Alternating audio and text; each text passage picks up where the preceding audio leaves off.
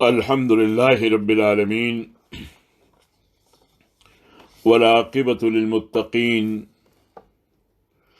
والصلاة والسلام على رسوله محمد وعلى آله وأصحابه أجمعين أما بعد أعوذ بالله من الشيطان الرجيم بسم الله الرحمن الرحيم۔ آج نویں تراویح ہے اور ہم سورہ توبہ کا باقی ماندہ حصہ یعنی آیت 94 سے 129 تک سنیں گے۔ اس کے بعد سورہ یونس مکمل پڑھی جائے گی اور سورہ ہود کے 4 رکوع پڑھے جائیں گے آیت نمبر 60 تک۔ اس طرح نویں تراویح میں 11واں پارہ مکمل اور 12ویں پارے کا پہلا ربع پڑھا جائے گا۔ 11ویں پارے میں سورہ توبہ کا باقی ماندہ حصہ جس کی تلاوت آج کی جائے گی، غزوہ تبوک سے واپسی پر منافقین کے جھوٹے عذر پیش کرنے اور ان سے حضور صلی اللہ علیہ وسلم کے صرف نظر کے واقعات پر مشتمل ہے۔ اس کے ساتھ ہی پیچھے رہ جانے والے مخلص اہل ایمان کے ساتھ سخت معاملہ کرنے اور بالآخر ان کی توبہ قبول کرنے کا تذکرہ ملتا ہے۔ مزید درار اور اللہ کے ساتھ مومنین کے جان و مال کے سودا کرنے کی آیات بھی اسی حصے میں ہیں۔ اختصار کے ساتھ ان مضامین کا احاطہ کیا جاتا ہے۔ حضور صلی اللہ علیہ وسلم جب واپس پلٹے تو منافقین نے آ کر جھوٹے عذر پیش کرنے شروع کیے۔ حضور صلی اللہ علیہ وسلم نے تو ان سے اعراض برتا، مگر اللہ نے فرمایا کہ ان کے عذرات جھوٹے ہیں۔ آپ صلی اللہ علیہ وسلم بھی انہیں کہہ دیں کہ یہ بہانے مت کرو، تم اپنا اعتبار کھو چکے ہو، تمہارا طرز عمل اللہ اور اللہ کے رسول دیکھیں گے، پھر تمہارے بارے میں فیصلہ کیا جائے گا۔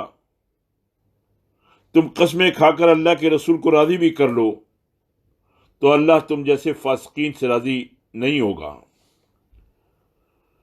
بدوی قبائل کے بارے میں بتایا کہ ان میں سے بعض تو اپنے کفر و نفاق میں بڑے پکے ہیں، اللہ کی حدود سے ناواقف ہیں، راہ خدا میں کچھ خرچ کرنا پڑے تو اسے اپنے اوپر چٹی سمجھتے ہیں، اور اہل ایمان کے بارے میں اس انتظار میں ہیں کہ وہ کسی گرداب میں گر جائیں، حالانکہ بدی کے گرداب میں یہ بدبخت خود گر چکے ہیں۔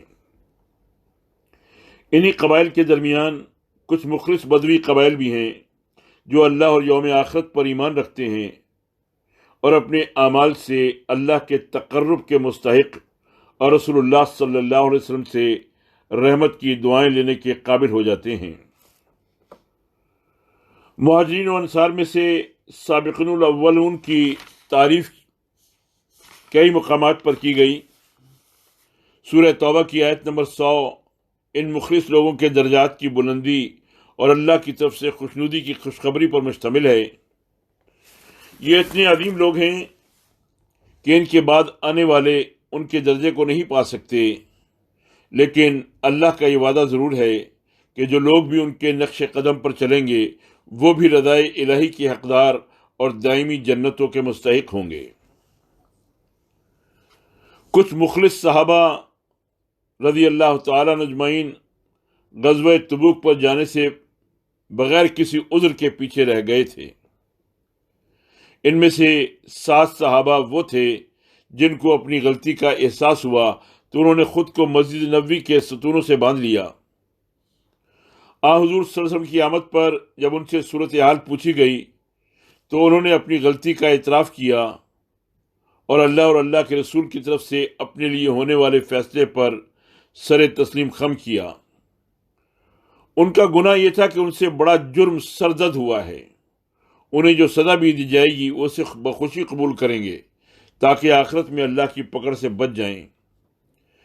یہ حضرت ابو لبابہ رضی اللہ عنہ اور ان کے علاوہ 6 دیگر صحابہ رضی اللہ تعالیٰ مجمعین کا تذکرہ ہے۔ ان کی طرف آیت نمبر 102 اور 103 میں اشارہ ہے۔ ان کے اعتراف جرم پر انہیں معاف کر دیا گیا تھا۔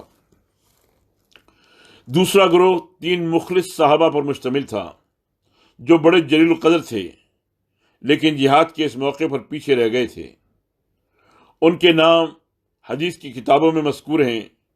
یہ تھے حضرت ہلال بن امیہ، مرارہ بن ربیع اور کعب بن مالک رضی اللہ عنہم۔ اول الذکر دونوں صحابی بدری تھے، جبکہ حضرت کعب رضی اللہ تعالیٰ عنہ اگرچہ بدر میں شریک نہ ہو سکے مگر اس کے علاوہ ہمیشہ ہر جنگ میں اگلی صفوں میں رہے۔ ان تینوں صحابہ نے حضور صلی اللہ علیہ وسلم کی خدمت میں آ کر اپنی غلطی کا اعتراف کیا۔ آپ صلی اللہ علیہ وسلم نے ان پر سخت گرفت کی اور مدینے کے اسلامی معاشرے میں 50 دن تک ان کا مکمل معاشرتی بائیکاٹ کیا گیا۔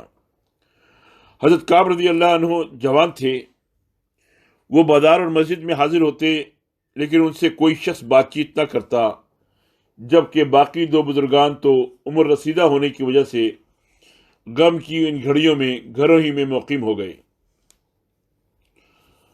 حضرت کعب بن مالک رضی اللہ عنہ نے اپنا واقعہ تفصیلاً بیان کیا، جس کے مطابق حضور صلی اللہ علیہ وسلم کی خدمت میں حاضر ہو کر جب یہ سلام کہتے تو حضور صلی اللہ علیہ وسلم زبان سے جواب نہ دیتے، البتہ آپ کے لب ہلتے۔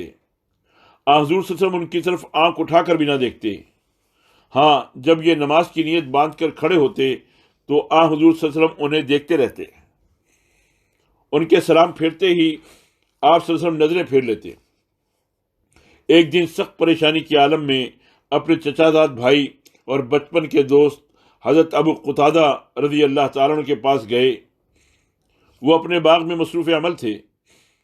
انہوں نے انہیں سلام کیا مگر انہوں نے ابو قتادہ نے سلام کا جواب تک نہ دیا۔ حضرت کعب رضی اللہ عنہ کہتے ہیں کہ میں نے پوچھا، ابو قتادہ، میں تمہیں خدا کی قسم دے کر پوچھتا ہوں، کیا میں اللہ اور رسول صلی اللہ علیہ وسلم سے محبت نہیں کرتا؟ اس سوال پر حضرت ابو قتادہ رضی اللہ عنہ خاموش رہے۔ جب بار بار پوچھا تو انہوں نے ان کی طرف دیکھے بغیر کہا، اللہ اور اس کا رسول ہی بہتر جانتے ہیں۔ اس پر حضرت کعب رضی اللہ تعالیٰ عنہ کی آنکھوں میں آنسو آ گئے اور وہ غمزدہ حالت میں اپنے گھر واپس چلے گئے۔ اسی عرصے میں حضرت کعب رضی اللہ تعالیٰ عنہ کو غسان کے بادشاہ کا ایک خط ملا جس میں اسلام اور پیغمبر اسلام کے خلاف بغاوت کی ترغیب اور لالچ و تحریض دی گئی تھی۔ حضرت کعب رضی اللہ عنہ خط دیکھ کر روئے اور پھر فوراً اس خط کو جلا دیا۔ 40 دنوں بعد اعلان کیا گیا کہ ان تینوں کی بیویاں بھی ان سے الگ ہو جائیں۔ جب 50 دن گزرے تو اللہ کی طرف سے ان کی توبہ کی قبولیت کا پیغام آ گیا۔ یہ خوشخبری حضور صلی اللہ علیہ وسلم کی زبان سے سنتے ہی ابو بکر صدیق رضی اللہ عنہ مسجد نبوی سے دوڑے اور اپنے بھائیوں کو نبی سنانے کے لیے بلند آواز سے مبارکباد دیتے چلے گئے۔ کعب بن مالک رضی اللہ تعالیٰ عنہ کہتے ہیں کہ میں مبارکباد کے الفاظ سن کر فوراً سجدے میں گر گیا، پھر مسجد نبوی کی طرف لپکا۔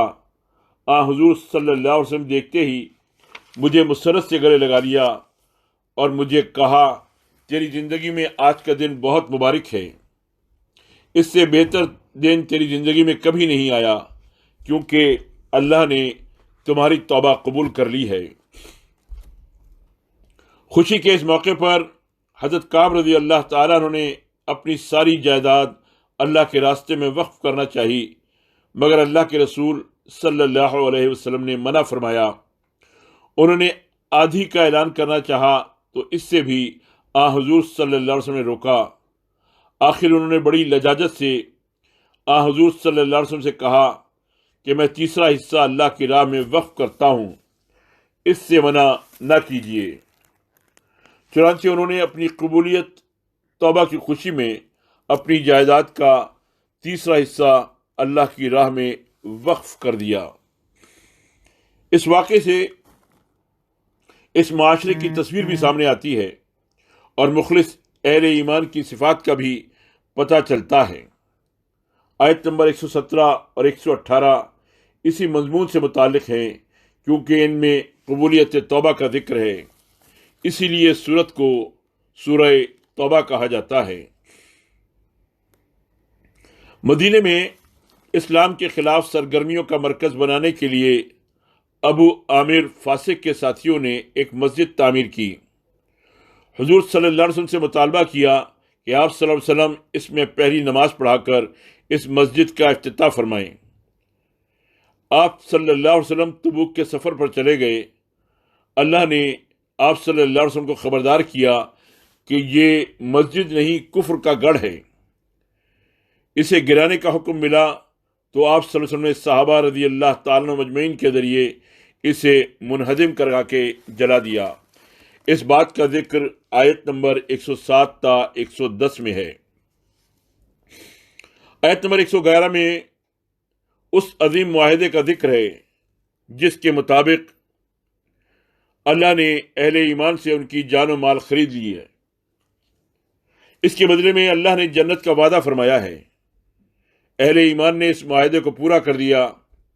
صحابہ کرام رضی اللہ عنہم اجمعین اس ضمن میں ایفائے عہد کی بہترین مثال ہیں۔ آخری رکوع جہاد کی برکات اور انعامات کی تفصیلات بیان کرتا ہے۔ اللہ کی راہ میں بھوک پیاس، جسمانی مشقت، حتیٰ کہ گرد آلود ہونے اور پسینہ بہانے تک کے تمام اعمال کو اللہ نے درجات کی بلندی کا ذکر فرمایا ہے۔ جہاد سے منہ موڑنا نفاق کی کھلی علامت ہے، اور منافقین ہمیشہ ہر امتحان میں بے نقاب ہو جاتے ہیں۔ اللہ نے اہل ایمان کو تقوی کی تلقین فرمائی ہے اور سچے لوگوں کا ساتھ دینے کا حکم دیا ہے۔ سورہ کی آخری 2 آیات میں اللہ رب العالمین نے فرمایا، دیکھو تم لوگوں کے پاس ایک رسول آیا ہے جو خود تمہیں میں سے ہے، تمہارا نقصان میں پڑنا اسے سخت ناپسند ہے، تمہاری فلاح و بہبود کا وہ حریص ہے، ایمان لانے والوں کے لیے وہ رؤوف و رحیم ہے۔ اے نبی صلی اللہ علیہ وسلم، اب اگر یہ لوگ تم سے منہ پھیرتے ہیں تو ان سے کہہ دو کہ میرے لیے اللہ کافی ہے، جس کے سوا کوئی معبود نہیں، اسی پر میں نے بھروسہ کیا اور وہ عرش عظیم کا مالک ہے۔ یہ سورہ توبہ کے آخری خطبے کے مضامین ہیں۔ اس کے بعد سورہ یونس ہے۔ سورہ یونس مکی صورتوں میں سے ہے۔ مفسرین کا خیال یہ ہے کہ یہ ہجرت سے پہلے قیام مکہ کے آخری دور میں نازل ہوئی ہے۔ اس صورت میں اللہ رب العالمین نے 4 چیزوں پر زور دیا ہے۔ نمبر 1، عقیدہ توحید و آخرت، اس کی عقلی و نقلی حقیقت اور اس کی حق میں دلائل۔ اس عقیدے کو قبول کر لینے کے نتیجے میں پروان چڑھنے اور سامنے آنے والا کردار، اور اس کے انکار کی صورت میں وجود میں آنے والی شخصیات، پھر ان کا موازنہ یہاں کیا گیا ہے۔ نمبر 2، رسالت، حضور صلی اللہ علیہ وسلم کی رسالت اور اس کی صداقت کے دلائل و براہین ہیں۔ نمبر 3، معجزہ قرآنی، قرآن کے منزل من اللہ اور زندہ معجزہ ہونے اور انسانیت کے لیے سراسر خیر اور بھلائی کا سرچشمہ ہونے کی حقیقت ہے۔ نمبر 4، حق و باطل کی معرکہ آرائی، حق و باطل کی کشمکش کا تاریخی پس منظر اور حصول ہدایت کے بنیادی ضابطے اور اصول بتائے گئے ہیں۔ بالکل آغاز میں ارشاد فرمایا، بلا شبہ تمہارا رب وہی خدا ہے جس نے آسمانوں اور زمین کو 6 دنوں میں پیدا کیا، پھر تخت حکومت پر جلوہ گر ہوا اور کائنات کا نظام بخوبی چلا رہا ہے۔ اس کے دربار میں کوئی سفارش کرنے والا اس کی اجازت کے بغیر زبان نہیں کھول سکتا۔ یہی ہمہ صفت اللہ تمہارا حاکم اور معبود ہے، لہذا تم اسی کی عبادت اور اطاعت کرو۔ یہ سارے حقائق جان لینے کے باوجود بھی کیا تم ہوش میں نہ آؤ گے؟ یہ بات آیت نمبر 3 میں بیان کی گئی۔ اس کے بعد مسلسل اگلی آیات میں آفاق و انفس سے توحید کے دلائل دیے گئے ہیں اور آخرت کے وقوع پذیر ہونے کی تفصیلات بیان ہوئی ہیں۔ آخرت میں دنیاوی زندگی کے اعمال کا بدلہ 2 صورتوں میں نکلے گا۔ غافل اور منکر لوگوں کا ٹھکانہ جہنم ہوگا، جبکہ مطیع فرمان لوگ نعمت بھری جنتوں میں ہوں گے۔ مصیبت کے وقت میں تمام سہارے ٹوٹ جانے کے بعد انسان جس بے بسی کی تصویر بن جاتا ہے، اس کا بڑا جامع اور خوبصورت نقشہ آیت نمبر 11 سے لے کر 14 تک کھینچا گیا ہے۔ پھر اگلے رکوع میں اسی مضمون کو ایک اور پیرائے میں بیان کیا گیا ہے کہ جب کشتی منجدھار میں پھنس جاتی ہے، موت آنکھوں کے سامنے نظر آنے لگتی ہے اور ساحل تک پہنچنے کے اسباب مفقود ہو جاتے ہیں، تو کٹے سے کٹا مشرک بھی ایک اللہ وحدہ کو مدد کے لیے پکارتا ہے۔ اللہ اپنی رحمت سے اس مصیبت کو ٹال کر نجات کی راہ ہموار کرتا ہے، مگر یہ بد عقیدہ لوگ پھر پلٹ کر اپنے جھوٹے خداؤں کے آستانوں پر سر جھکانے لگتے ہیں۔ تاریخ اسلامی کا ایک مشہور واقعہ حضور صلی اللہ علیہ وسلم کے صحابی حضرت اکرمہ رضی اللہ تعالی عنہ کا قبول اسلام ہے۔ فتح مکہ کے وقت دیگر سرداروں کے برعکس انہوں نے ہتھیار ڈالنے سے انکار کر دیا۔ جب بے بس ہوئے تو مکہ چھوڑ کر بھاگ نکلے۔ بحری جہاز میں سوار ہوئے تو کچھ دور جا کر ایسے ہی طوفان میں گر گئے، جس کا تذکرہ ان آیات میں آیا ہے۔ ملاحوں نے سب لوگوں کو کہا کہ ایک اللہ کو مدد کے لیے پکاریں، اس کے سوا کوئی یہاں مدد نہیں کر سکتا۔ اسی واقعے نے اکرمہ کے دل کی کائنات کو بدل ڈالا۔ عقل سلیم نے فیصلہ سنا دیا کہ اگر یہاں ایک اللہ کو پکارنا ہے تو پھر خشکی پر بھی اسی کو پکارنا چاہیے۔ اللہ کے ساتھ سچے دل کے ساتھ یہ عہد کیا کہ اگر زندہ سلامت بچ گیا تو اس کی توحید پر قائم رہوں گا۔ چونکہ اس توحید کا داعی اللہ کا سچا رسول تھا، اس لیے یہ بھی طے کر لیا کہ اب اس کی مخالفت کے بجائے اس کی اطاعت و وفاداری کی روش اختیار کروں گا۔ انہی جذبات کے تحت واپس مکہ پہنچے۔ اس دوران ان کی اہلیہ ام حکیم بھی اسلام قبول کر چکی تھی اور اپنے خاوند کے لیے اللہ کے رسول سے امان بھی طلب کر چکی تھی۔ ان کی آمد پر حضور صلی اللہ علیہ وسلم بڑے خوش ہوئے، ان کا استقبال کیا اور خوش آمدید کہا۔ حضرت اکرمہ رضی اللہ عنہ کا اسلام مثالی تھا۔ باقی ماندہ ساری زندگی میدان جہاد میں گزار دی اور یرموک میں جام شہادت نوش کیا۔ منکرین حق کو مختلف سوالات کی صورت میں جھنجھوڑا گیا ہے۔ فرمایا گیا کہ ان سے پوچھو، کون تمہیں آسمان و زمین سے رزق دیتا ہے؟ آیت نمبر 31 سے شروع ہو کر سوالات کا یہ سلسلہ آیت نمبر 35 تک چلتا ہے۔ ایک ایک نعمت کے بارے میں سوال پوچھا گیا۔ کسی بھی نعمت کے بارے میں کوئی کافر نہیں کہہ سکتا کہ اللہ کے سوا کسی اور کی عطا کردہ ہے۔ ہر نعمت کا تذکرہ کرنے کے بعد اللہ نے فرمایا کہ منکرین نافرمانی سے کیوں نہیں پرہیز کرتے؟ ان کی عقل و شعور کو کیا ہو گیا ہے؟ کیوں ٹھیک فیصلہ کرنے کی صلاحیت ان سے سلب ہو گئی ہے؟ یہ سب کچھ ہوائے نفس اور شیطانی اکساہٹ ہی کے نتیجے میں ہو رہا تھا، اور اپنے موقف کے لیے ان کے پاس کوئی دلائل اور ثبوت نہیں تھے۔ محض ظن اور گمان ہی کو انہوں نے اپنا امام بنا رکھا تھا، جبکہ اللہ کے رسول صلی اللہ علیہ وسلم کے پاس روشن دلائل موجود تھے، اور جو بات بھی وہ کہتے تھے پورے یقین کے ساتھ کہتے تھے۔ قرآن مجید کے بارے میں مشرکین و کفار کا خیال تھا کہ یہ انسانی کلام ہے۔ آیت نمبر 15 میں ان کا یہ قول نقل کیا گیا ہے کہ وہ رسول پاک صلی اللہ علیہ وسلم سے کہتے تھے، جو قرآن تم پیش کرتے ہو اس کے بجائے کوئی اور قرآن لاؤ یا اس میں کچھ ترمیم کرو۔ اس کے جواب میں فرمایا گیا کہ آپ کہہ دیں، میں تو وہی کچھ پیش کر رہا ہوں جو مجھے اللہ کی طرف سے وحی کے ذریعے بتایا جا رہا ہے، میں اس میں کوئی رد و بدل نہیں کر سکتا۔ اگر میں ایسا کروں تو اس کے نتیجے میں بڑا عذاب میرا مقدر ہو جائے گا۔ ساتھ ہی اللہ نے ارشاد فرمایا کہ تم ان عقل کے اندھوں کو بتا دو کہ میں تمہارے درمیان عمر کا بیشتر حصہ گزار چکا ہوں، کیا تم عقل سے کام نہیں لیتے؟ یعنی میری دیانت و امانت کے بھی قائل ہو اور ساتھ یہ بھی الزام لگاتے ہو کہ میں نے اللہ پر افتراء باندھ دیا ہے۔ میں تمہارے درمیان اتنے عرصے سے رہ رہا ہوں، کیا وحی کی آمد سے قبل بھی تم نے میری زبان سے کبھی ایسی بات سنی جو اب قرآن کی تلاوت کی صورت میں پیش کر رہا ہوں؟ آگے آیت نمبر 37 سے لے کر 40 تک پھر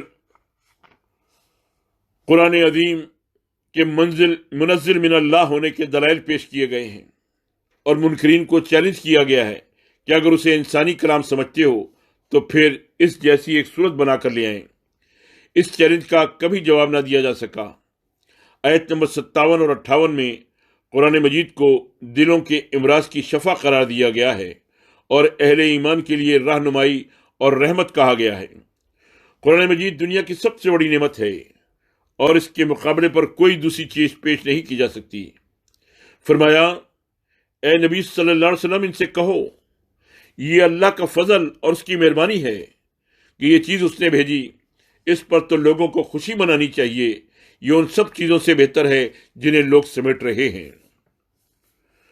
حضرت نوح علیہ السلام اور موسیٰ علیہ السلام کے یہ ایمان افروز واقعات انبیاء علیہ السلام کی جد و جہد اور منکرین کی ہر دھرمی کے تناظر میں یہاں پیش کیے گئے۔ مشکل اور کٹھن مرحلوں سے گزر کر دونوں انبیاء اور ان کے پیروکاروں نے کی نجات اور منکرین کی تباہی و بربادی کی تفصیلات بڑے مؤثر اور دل نشین انداز میں بیان کی گئیں۔ حضرت موسیٰ علیہ السلام کے حالات میں ایک اشارہ اس جانب کیا گیا ہے کہ ان پر ایمان لانے والے چند نوجوان ہی تھے۔ بڑے لوگ فرعون کے ڈر سے حق کو قبول کرنے سے گریزاں رہے۔ اس واقعے کو اس انداز میں بیان کر کے اس حقیقت کی طرف اشارہ کیا گیا ہے کہ دنیا کی ہر انقلابی تحریک میں نوجوان ہی ہراول دستہ بنتے ہیں۔ خود حضور صلی اللہ علیہ وسلم کے گرد جو لوگ جمع تھے ان میں سب نوخیز لڑکے اور نو عمر لڑکیاں تھیں۔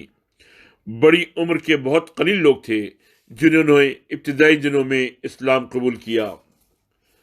قصہ موسیٰ اور فرعون میں یہ بات بھی بتائی گئی ہے کہ اللہ نے فرعون کو غرق کرنے کے بعد اس کے جسم کو عبرت کے لیے محفوظ کر دیا۔ فرعون کا جسم آج کے دن تک نشان عبرت کی حیثیت رکھتا ہے۔ ضمناً حضرت یونس علیہ السلام کی قوم کا بھی تذکرہ آیا ہے اور کہا گیا ہے کہ عمومی عذاب کا فیصلہ آ جانے کے بعد یہ ٹل نہیں سکتا۔ ہاں، انسانی تاریخ میں ایک دفعہ یہ ٹل گیا تھا۔ اس کی وجہ یہ تھی کہ یونس علیہ السلام عذاب کی اطلاع پاتے ہی اپنا علاقہ چھوڑ کر نکل گئے تھے، حالانکہ ابھی اللہ کی طرف سے علاقہ چھوڑنے کی اجازت نہیں ملی تھی۔ عمومی عذاب کے وقت اللہ نے اپنے انبیاء اور ان کے پیروکاروں کو بحفاظت عذاب سے نکالا، لیکن کوئی بھی نبی اللہ کے اذن کے بغیر اپنی جگہ سے نہیں نکلا۔ ہدایت اور رہنمائی کا اصول اللہ نے یوں بیان کیا ہے کہ اللہ کی توفیق کے بغیر کسی کے بس میں نہیں کہ وہ خود ہدایت پا جائے یا کوئی دوسرا اسے ہدایت دے دے۔ ہدایت لوگوں کے سامنے پیش کی جاتی ہے تو یہی ان کا امتحان ہوتا ہے، انہیں انتخاب کی آزادی دی جاتی ہے۔ خوش قسمت لوگ اپنے حق انتخاب کو ٹھیک استعمال کرتے ہیں، جبکہ بد نصیب لوگ اس کے غلط استعمال کی وجہ سے ہدایت سے محروم ہو جاتے ہیں۔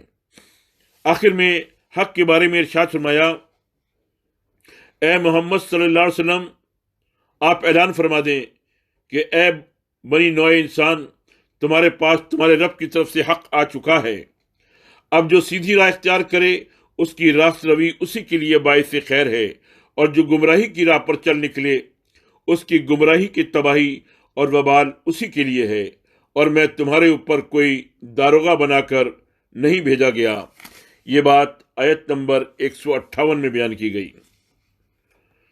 چونکہ دعوت حق کا کام بڑا کٹھن اور مشکل ہوتا ہے، چومکھی لڑائی لڑنا پڑتی ہے اور حوصلے پست کرنے کے لیے ہر طرف سے طاغوت حملہ آور ہو جاتا ہے، اسی لیے داعیان حق کی ڈھال صبر ہے۔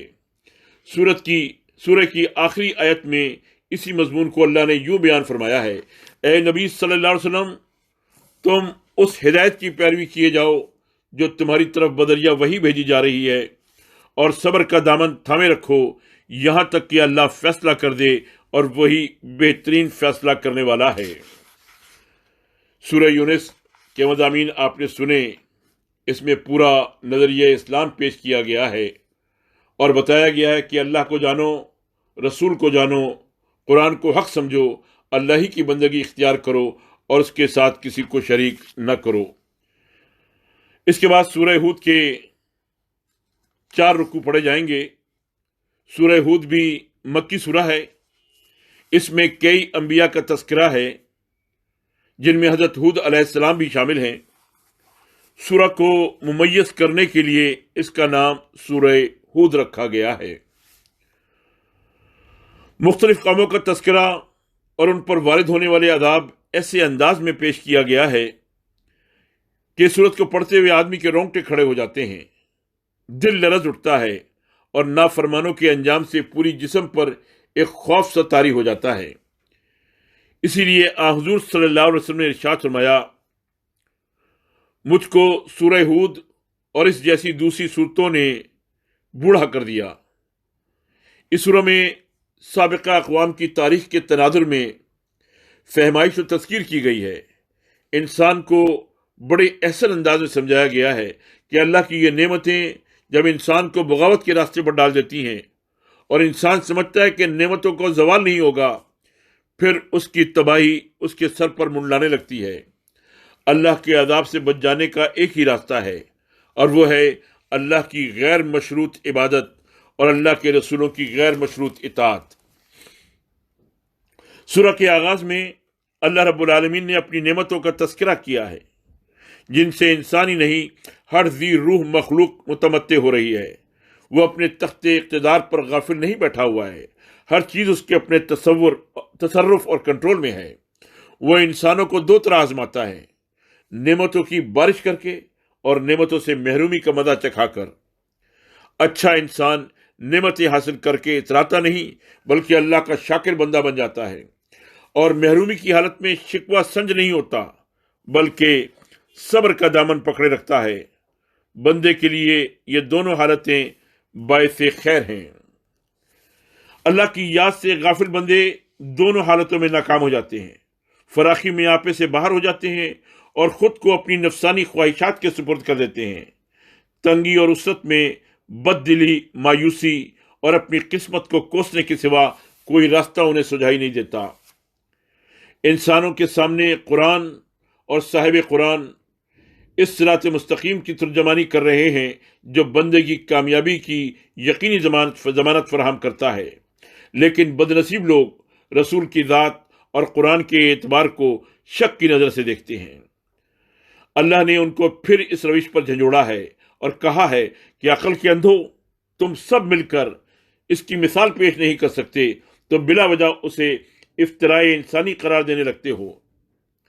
حق پرستوں اور باطل کے متوالوں دونوں گروہوں کا موازنہ کیا گیا ہے۔ ایک دکھ دیکھنے اور سننے والا ہے، دوسرا اندھا اور بہرا ہے، دونوں کے انجام یکساں کیسے ہو سکتے ہیں؟ حضرت نوح علیہ السلام کا تذکرہ تفصیلاً کیا گیا ہے۔ قوم کے سرداروں کے تکبر اور انکار، اہل ایمان کی مالی اور مادی کمزوری اور ضعف، سیدنا نوح علیہ السلام کی استقامت و عظیمت، سب حقائق تفصیلاً بیان کیے گئے ہیں۔ طوفان نوح کی آمد سے قبل نوح علیہ السلام کو کشتی بنانے کا حکم دیا گیا۔ اس سارے عمل کے دوران پوری قوم اللہ کے نبی کا مذاق اڑاتی رہی۔ جواب میں وہ بڑے سنجیدگی سے فرماتے، ایک وقت آئے گا کہ تم سب مذاق بن جاؤ گے۔ اللہ تعالیٰ کے فیصلے کے مطابق آسمان و زمین نے اوپر اور نیچے سے پانی برسانا اور اگلنا شروع کر دیا۔ کوئی گھر اور گھروندہ، درخت اور ٹیلا، بلندی اور پہاڑ اس سیلاب بلا خیز سے محفوظ نہ رہا۔ صرف وہی انسان اور مخلوق پوری دنیا میں اس غرقابی سے بچے جو کشتی نوح میں سوار تھے، اور کشتی میں سوار ہونے کے لیے ایمان شرط تھا۔ نوح علیہ السلام کی بیوی اور ایک بیٹا کافروں کے ساتھ طوفان میں غرق ہو گئے۔ پانی میں ڈوبنے سے قبل باپ بیٹے کا مکالمہ بھی ہوا، اس وقت بھی اللہ کے نبی نے اپنے بیٹے کو قبول حق کی دعوت دی، مگر اس نے انکار کر دیا۔ کشتی میں سوار ہونے کی پیشکش کو مسترد کر کے وہ پہاڑ کی چوٹی پر پناہ لینے کا عزم ظاہر کر رہا تھا۔ اللہ کے نبی نے فرمایا، آج کوئی پہاڑ کسی کو پناہ نہیں دے سکتا، اللہ کے سوا کوئی چیز سہارا نہیں بن سکتی۔ اس مکالمے کے دوران ہی بیٹا غرق ہو گیا۔ سب کفار لقمہ اجل بن گئے تو اہل ایمان کی کشتی جودی پر پہاڑی پر ٹک گئی۔ اب آسمان کو بھی پانی روک لینے کا حکم دیا گیا اور زمین کو بھی حکم دیا گیا کہ وہ پانی کو نگلنا شروع کرے۔ ظالموں کی قوم تباہ ہو گئی۔ نوح علیہ السلام نے اللہ سے سوال کیا، میرا بیٹا میرے گھر والوں میں سے ہے؟ تو جواب ملا، وہ تیرے گھر والوں میں سے نہیں ہے، وہ تو ایک بگڑا ہوا کام ہے، عمل غیر صالح۔ نوح علیہ السلام نے اللہ کے فیصلے کے سامنے سر جھکا دیا۔ یہ حقیقت بھی واضح ہو گئی کہ اللہ کے ہاں نجات نہ تو کسی خونی رشتے اور نسبی تعلق کی بنیاد پر ممکن ہے اور نہ زبانی کلامی دعووں کی مرہون منت ہے۔ یہ کامیابی خالصتاً انسان کے ایمان اور عمل کی بنیاد پر حاصل ہوگی۔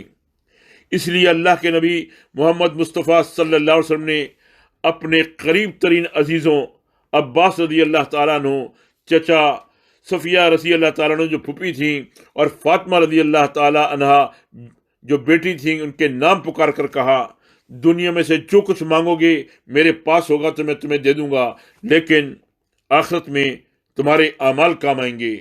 اسلام کا یہ بنیادی اصول ہے۔ بدقسمتی سے امت مسلمہ بنی اسرائیل کی طرح اس اصول سے کافی حد تک روگرداں ہو چکی ہے۔